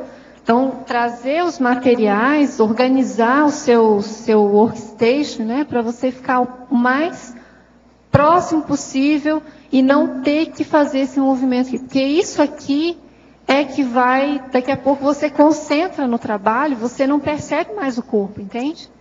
Quanto mais concentrado você está, às vezes você vai prestar menos atenção. Então, por isso, computador. O Albert está lembrando aqui, ele é meu modelo em casa, né? Tem que cuidar sempre. Mas computador, tela do computador também, iniciando na altura dos olhos. Entende? Porque se estiver muito alta, você vai fazer assim. Se estiver muito baixo, netbook é um perigo. Aqueles computadores pequenininhos. Porque a pessoa, ela tem essa tendência de fazer assim, ó. Não, chega lá, fica assim. Ela quer fazer pior assim. Ainda. Atrapalha tudo isso. Exatamente. Piora. Então, esses cuidados básicos, são básicos, gente. Não tem nada muito complicado nisso. Mas precisa fazer, né? Precisa realmente fazer essas mudanças. Michele, só para contribuir nesse caso aí, né? Às vezes a mesa, dificilmente ela é regulável, né? E daí você tem que regular pela cadeira, né? E é o que acontece, as pessoas muito baixinhas, às vezes, regula a cadeira para ficar boa com a mesa, mas fica com os pés no ar, solto, né? Então, o ideal é apoiar, ter um apoio para os pés. Eu quero dizer para vocês que eu tenho super dano aqui, que segura meus pés. Duas caixas de nota. Eu já vi. Não sou besta, não. Uma outra coisa, hoje todo mundo vai sair mais elegante aqui. Tudo festival. Isso aí. Todo mundo vai. Mas é só hoje. Amanhã está todo mundo do mesmo jeito. É uma vergonha. Quanto a esse apoio para os pés, a gente compra isso onde? Manda fazer? Como é que é? Em qualquer loja assim, de escritório mesmo, tem, né? Que vende cadeira. Você pode mesmo adaptar, se você não quer gastar dinheiro, pegar algum material que você tenha em casa e não usa, que dê altura, né? De um tijolo, 2 tijolos, assim, sabe? Michele, tem 2 desses aqui debaixo, tá certo? Ó, aqui. E tem alguns também que permitem o movimento, né? E daí você pode ativar a circulação para ter o retorno venoso. Mas esses são perfeitos do meu tamanho. Excelente. Eles não mostraram, não. Estão tendo dificuldade.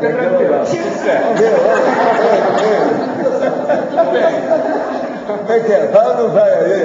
Como é que é? Olha lá. Agora vira de lado.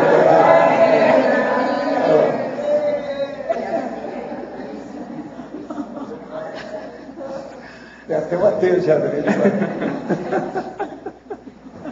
Michele. São dois desses aqui embaixo. Um para cada pé. Michele, consegui, como diz a Alice.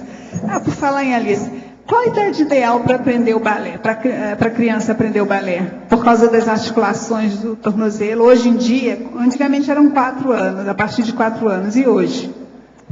Não sei te dar essa resposta, porque eu nunca estudei mais sobre balé, mas eu posso tentar ver se eu acho alguma coisa. Tá bom. Mas a minha pergunta mesmo é o seguinte, eu estava assim, olhando o seu verbete, achei ótimo, e chegou em paradoxologia, você falou o paradoxo da assimetria harmônica da coluna. Isso me reportou a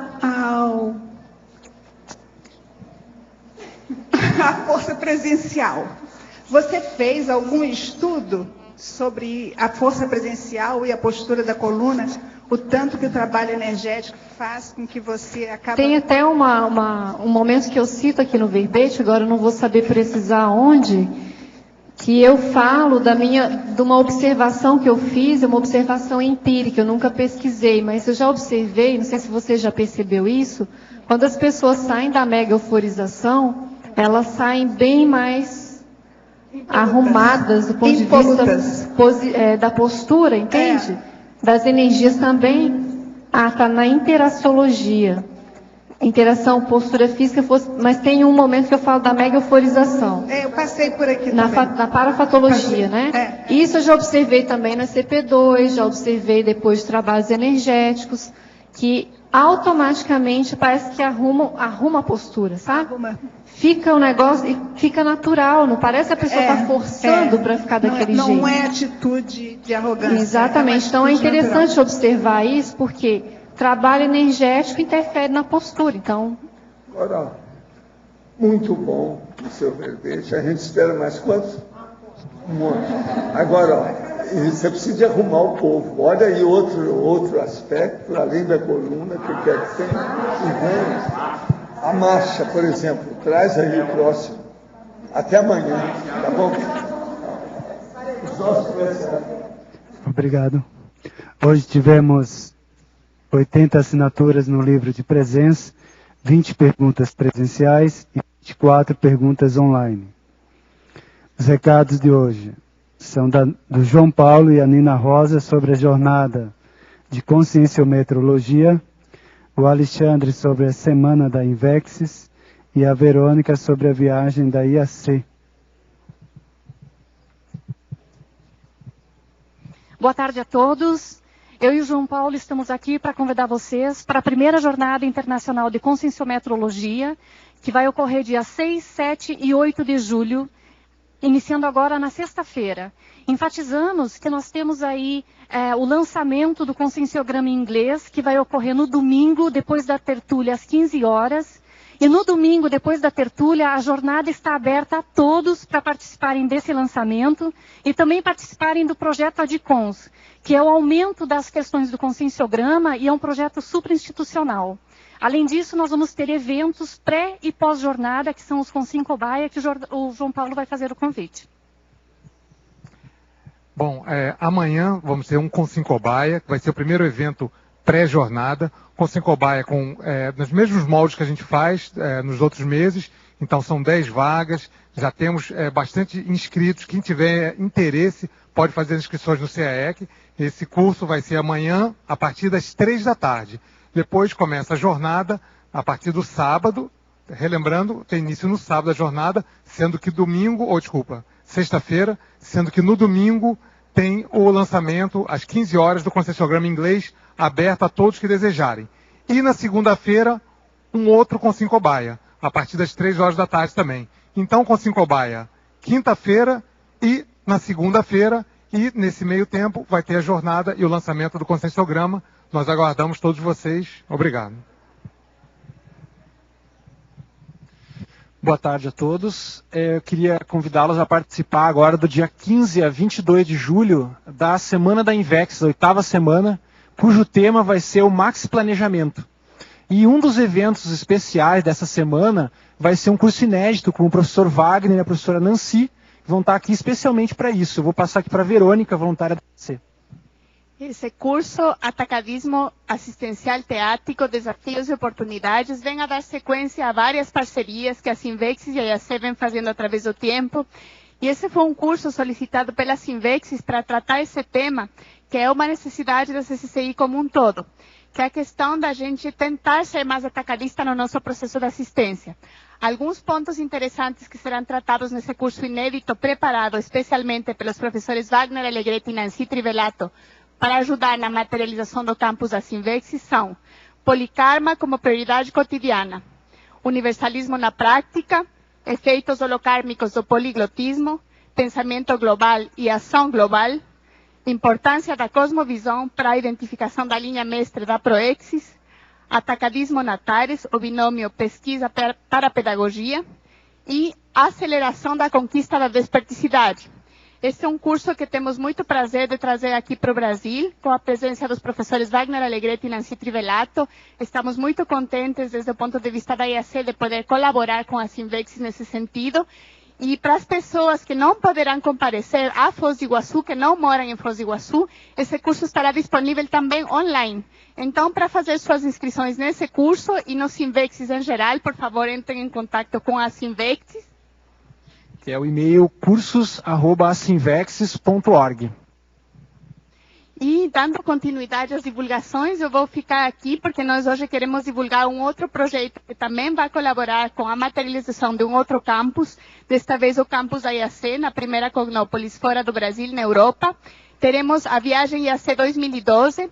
Essa viagem irá visitar Itália, França, Finlândia e Portugal. E nós estamos com várias pessoas em processo de inscrição que pedimos para que finalizem os seus trâmites para que a gente possa garantir as reservas, tá? Essa viagem, como eu já falei, ajudará na materialização do auditório da IAC, o auditório definitivo, aonde acontecerá em 2014 o CIPRO em parceria com o IPC, né? Também lembramos que no final de semana o professor Wagner Alegretti e Nancy Trivelato estarão em São Paulo para cursos com o IPC de São Paulo. E repetindo uma divulgação que o João Paulo já fez, no dia domingo, às 3 da tarde, um evento aberto, teremos o lançamento do conscienciograma em inglês no discernimento. Obrigada.